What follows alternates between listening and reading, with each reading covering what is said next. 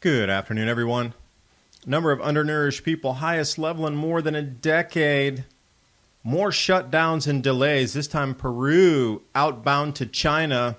Tripling cost of containers across our oceans. Those importing food, look out. Disruption upon disruption. States of emergency are a permanent situation right now. Expect disruptions for another 12 months. Now, Ningbo closing part of its port, following on the heels of July in Shenzhen. The 3 months of delays, at least 25% of China's shipping gone, shut down. At Meidong, suspending more operations, even more delays. But at least hydropower is renewable to mine Bitcoin in New York. 3x return on water running through the turbines.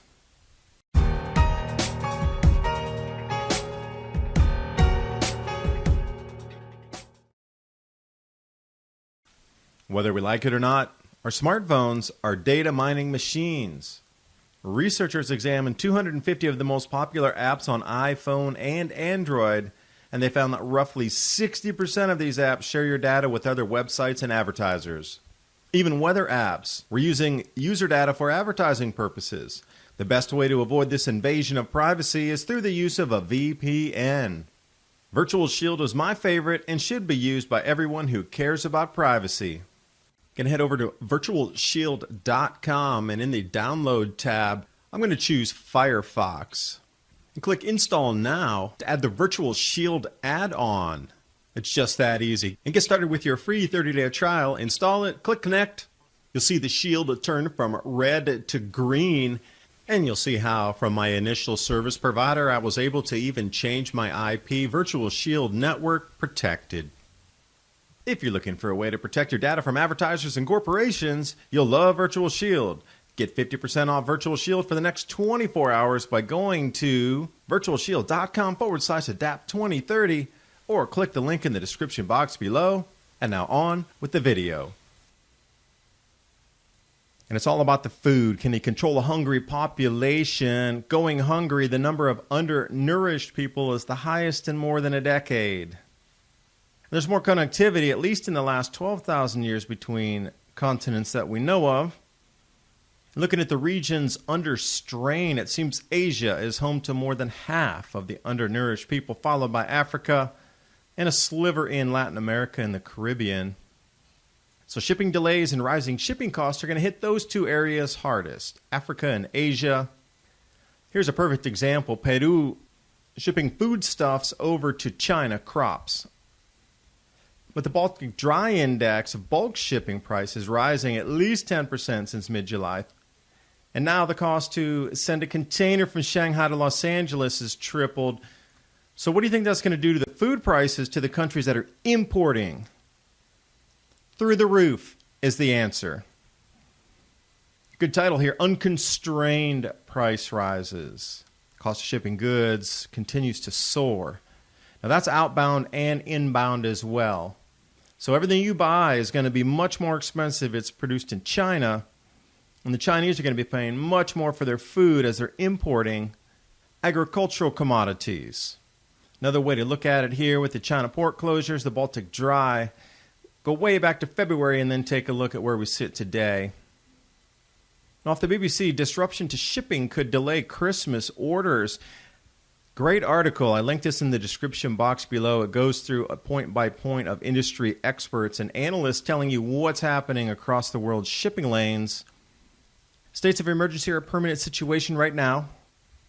And because of this reasoning, the delays we're seeing across Europe, North America, Asia, etc. are expected to continue for at least another 12 months. That's if everything stays as disrupted as it is now and doesn't take another leg down, which is very well probable with all the things happening over in Afghanistan. Now we got eastern ports closing in China, the crumbling of the global supply chain, Christmas goods bye-bye. So they're looking at least a 25% reduction of shipping in the busiest time of the year. So, question. Where is all the excess capacity that there was going to? Is this a perpetual state of preparedness and governments getting their supplies in order? Because everything's stretched to the max, and half the businesses across the planet have gone out of business. Yet we've not enough capacity across anywhere on the planet to hold all the goods moving in transit at the moment. So this giant uptick in amounts of goods, tonnage of goods, where's it all going? Who's ordering it all? Because it's not you buying at Walmart, it's something else, clogging up the entire delivery chain of the planet to the max and then plus plus. Now you could blame this closure of the Ningbo port. It's across the bay from Shanghai. If you know where Hangzhou or the Hangzhou Bay is, Ningbo manufacturing area, which is following just a string of closures along the east coast of China. You got Yantian Port, and that was in Shenzhen, and that was closed back in July, and then they had closures in June. Massive disruptions. A little more than 1,000 container vessels stacked up, waiting to unload before they can reload and then head elsewhere. Typhoon Yinfa, you can see where the track was heading directly west there. Giant waves reducing 10% as they had to wait for a full 10 to 12 days for that wind to pass and then resume operations, 10% down. But a lot of this previous congestion was trying to be offloaded in Ningbo and Shanghai.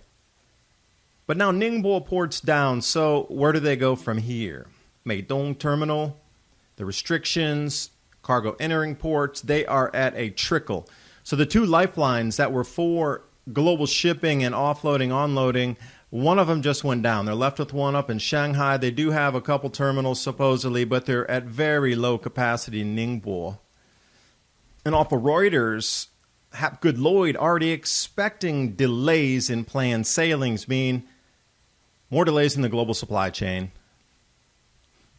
They're unsure how long the suspension at Meidong in Ningbo is going to last, but if we see any indication, that's going to take that full capacity of China down yet another 10% or so. And again, with these analysts from Hapgood Lloyd talking about the system being so overloaded, every time these things happen, it's already at the breaking point anyway. This is just like a 10-pound weight on top of a broken feather.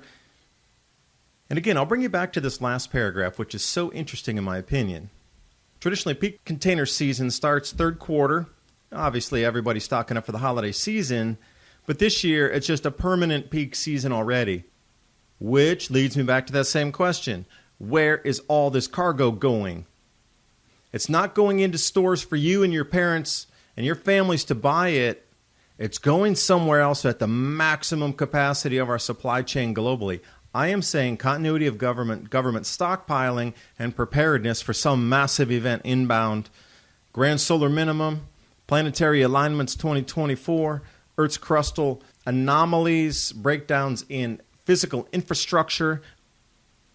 Whatever's happening, global retail is not the reason for all of the lockups and the overcapacity, breaking point overload. For sure not. It's something else. We should be looking deeper for reasoning. And as the Great Reset turns, so do the turbines at New York's hydropower station, the oldest working hydropower facility in the United States. They can only get 3 cents per kilowatt hour when it sells to the grid, but 9 cents an hour when they mine Bitcoin. So imagine if all the hydropower in America, or the world in fact, switches to Bitcoin, how much would that leave us in a deficit as power stations go down again and again on our fragile grid in this fragile society? How prepared are you for emergencies? 3-month emergency food supply, My Patriot Supply, and Adapt 2030. 25-year shelf life. And give yourself peace of mind. You have food and you don't have to go out into the chaos. You can wait out some of these events. That link's in the description box below. It's a great way to support the channel so I can bring you more research just like this. Keep your family's grand solar minimum prepared. And I do appreciate you watching. Hope you got something out of the video. I'll see you next time.